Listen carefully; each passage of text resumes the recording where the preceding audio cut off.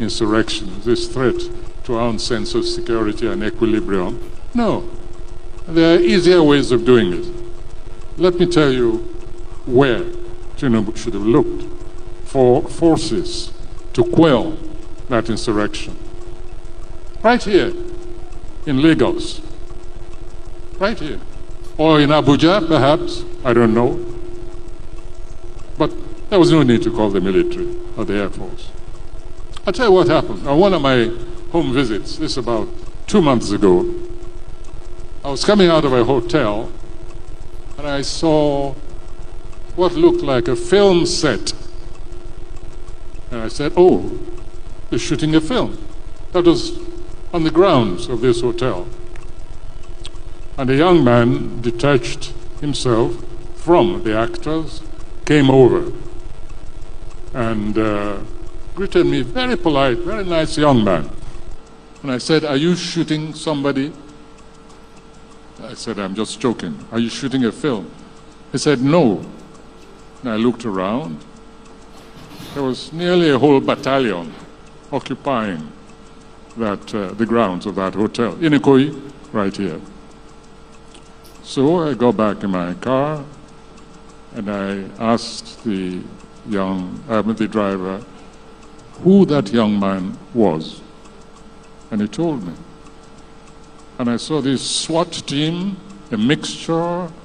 They were at least heavily armed, at least some 15 or so heavily armed to the teeth security personnel. Looked sufficient to take over a small country, neighboring city like Benin. And I think the next time the president should just call and say, Sayi, go and quell the rebellion over there. I was so astonished that I started looking for the National Security Advisor. I said, track him down for me. I think they got him somewhere in Paris, but I was with the president. He was at a meeting. And I said, I've just seen something I can't believe, I don't understand. And I described the scene to him. I said, do you mean that a child of the head of state goes around with an army for his protection or whatever? I couldn't believe it. Later on, I did some investigative journalism.